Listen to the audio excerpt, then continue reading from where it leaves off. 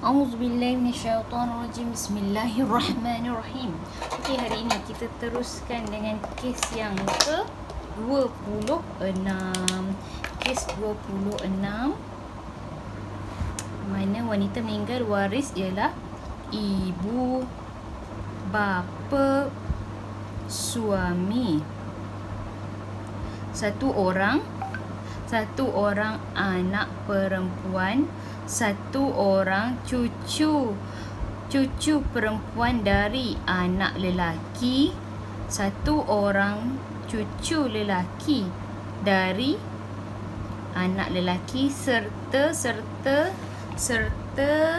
ada 3 orang saudara seibu sebapa lelaki, adik-beradik lelaki. Tuan-tuan dan puan-puan boleh nampak tak? Okey, di sini adalah waris yang ditinggalkan. Untuk kes ke-26 ada ibu, bapa, suami, anak perempuan seorang, cucu lelaki, cucu perempuan daripada anak lelaki seorang, cucu lelaki daripada anak perempuan daripada anak lelaki, maafkan saya, satu orang cucu lelaki daripada anak lelaki seorang, serta 3 orang adik-beradik lelaki. Okey, pertama sekali kita tengok dahulu siapakah waris yang layak mewarisi. Pertama sekali kita tengok ibu layak, bapa layak, suami layak, anak perempuan seorang layak, sebab mereka ini 4 orang ini merupakan ahli waris fardu, ahli waris faraid yang fardu. 4 orang ini, 1, 2, 3, 4, mereka tidak akan terhalang oleh sesiapa pun.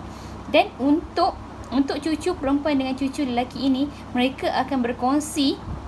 Untuk cucu perempuan 2 nisbah dengan 1, sebab adanya cucu lelaki, mereka akan mendapat asabah untuk cucu perempuan dan cucu lelaki. Untuk cucu perempuan 1 bahagian, untuk cucu lelaki 2 bahagian. Dan untuk saudara seibu sebapa lelaki ini akan gugur. Saya tulis di sini ya, gugur. Kenapa gugur? Disebabkan adanya bapa dan adanya keturunan lelaki ke bawah. Apabila ada keturunan lelaki ke bawah, maka saudara seibu sebapa lelaki ataupun adik-beradik ini gugur. Ada bapa, ada keturunan lelaki ini. Okey, kita teruskan pengiraan faraid untuk kes ke-26. Okey, bismillahirrahmanirrahim. Tuan-tuan nampak tak? Okey, saya tengok dulu. Nampak? Okey.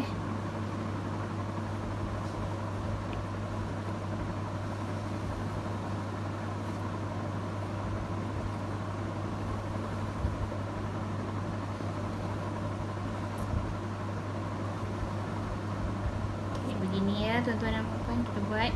Okey, pertama ibu, bapa, suami, anak perempuan seorang, cucu perempuan daripada anak lelaki seorang, cucu lelaki daripada anak lelaki seorang. Okey, ibu dapat berapa? Ibu dapat 1/6 sebab adanya keturunan. Bapa dapat berapa? Bapa dapat 1/6. Sebab apa 1/6? Tak ada asabah. Sebab adanya cucu lelaki, maka bapa hanya akan dapat 1/6 tanpa asabah. Untuk suami akan dapat 1/4. Sebab apa 1/4? Sebab adanya keturunan ke bawah ini. Untuk anak perempuan 1/2. Untuk cucu-cucu akan dapat asabah. Asabah ini maksudnya baki. Okey, kita teruskan pengiraan ini. Okey, saya buat dengan ibu nak samakan dengan bapa, nak samakan dengan suami, kita darabkan dengan nilai 2. Darab dengan 2 supaya di sini jadi 12.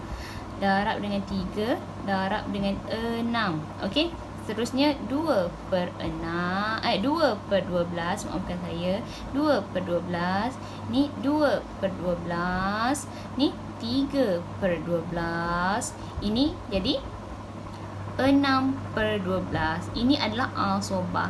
Tetapi bila kita tambah ke semua nilai ini, 2 campur dengan 2 campur dengan 3, ini jadi 4. 2 campur 2, 4. 4 campur dengan 3 jadi 7. 7 campur dengan 6. 7 campur dengan 6 berapa tuan-tuan dan puan-puan? 13. Betul ke 13? Betul. 7 campur dengan 6.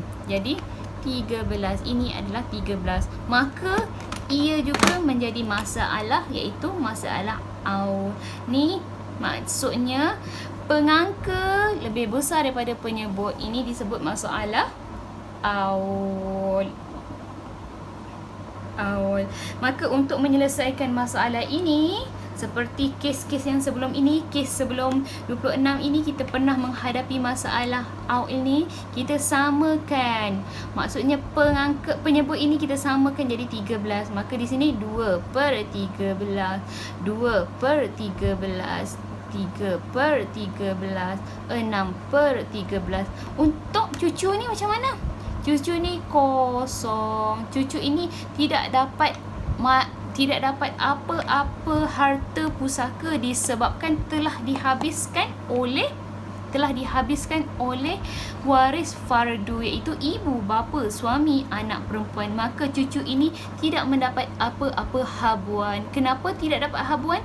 Kerana semua harta telah dihabiskan. Malahan ada masalah aul. Masalah aul ni sepatutnya orang ni dapat 2/12, tetapi sebab adanya masalah aul ini, masalah pengangka ni lebih besar daripada penyebut, maka untuk ibu dapat 2/13 bukan 2/12. Jadi untuk yang cucu ini tidak dapat mewarisi apa-apa walaupun dia sebenarnya layak mewarisi, tetapi harta pusaka telah habis. Jadi apabila harta pusaka telah habis, maka tiadalah habuan untuk cucu ini. Okey, kita teruskan untuk kes ke-27 insya-Allah.